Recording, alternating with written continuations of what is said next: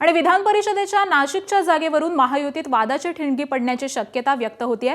नाशिकच्या जागेवरती बंडखोरी करणाऱ्या गोकुळ गीते यांनी अद्यापही माघार घेतलेली नाही।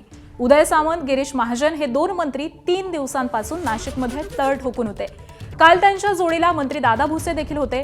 तिन्ही महत्त्वाचे मंत्री आपल्या विभागाचा कारभार सोडून बंडखोरांची मनधरणी करण्यामध्ये व्यस्त होते। त्यात प्रसाद हिरे यांनी माघार घेतली, मात्र गोकुळ गीते अजूनही निवडणुकीच्या मैदानात आहेत। रात्रीपर्यंत गोकुळ गीते यांची समजूत घालण्याचा प्रयत्न केला।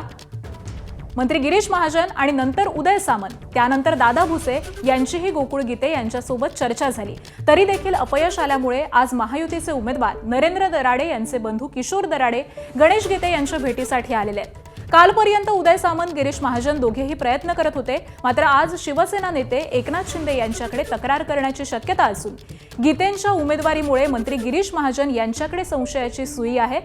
गीते बंधू महाजन यांचे निकटवर्ती असल्यानं महाजन यांच्या सांगण्यावरून उमेदवारी आहे का, गीते महाजन यांच्यामध्ये काही संगनमत आहे का, असा देखील सवाल या निमित्तानं उपस्थित झालाय।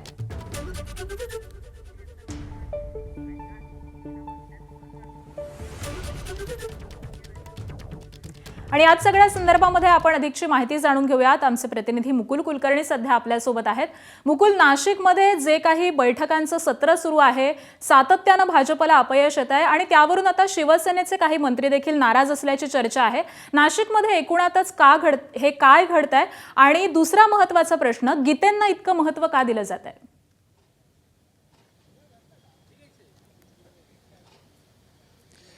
कालपर्यंत महायुतीचे नेते हातात हात घालून जे बंडखोर होते त्यांचं मन परिवर्तन करण्यासाठी प्रयत्न करत होते। त्यामध्ये प्रसाद हिरे यांनी माघार घेतली, नरेंद्र दराडे यांना जाहीर पाठिंबा दिला, मात्र गोकुळ गीते अद्यापही आपल्या उमेदवारीवर ठाम आहेत। त्यामुळे आता इथून पुढे महायुतीमधले जे दोन प्रमुख पक्ष आहेत, एक शिवसेना आणि दुसरी भाजप, या दोन पक्षामध्ये वादाची ठिणगी पडते का असा प्रश्न उपस्थित होत आहे। जे गीते बंधू गिरीश महाजन यांचे अत्यंत निकटवर्तीय समजले जातात, ते गिरीश महाजन यांचं देखील का ऐकत नाहीयेत, निवडणुकीमधनं माघार का घेत नाहीयेत, असे सवाल आता राजकीय वर्तुळामध्ये चर्चिले जात आहेत।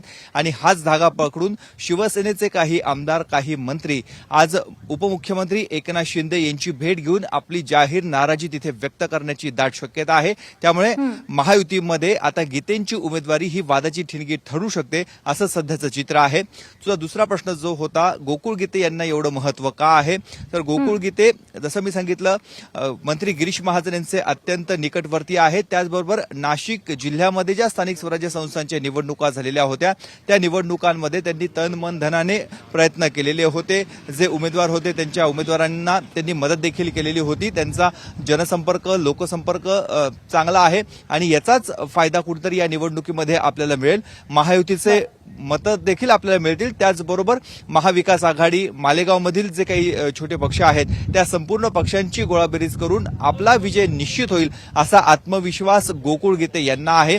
त्यामुळे गोकुळ गीते अद्यापही निवडणुकीमध्ये आहेत, ते माघार घेण्याच्या तयारीमध्ये नाहीये। काल उदय सामंत हे जवळपास त्यांना मुंबईमध्ये घेऊन जातील अशा स्वरूपाची चर्चा होती, मात्र ऐनवेळी ती चर्चा फक्त चर्चाच राहिली। गोकुळ गीते नाशिकमध्येच राहिले।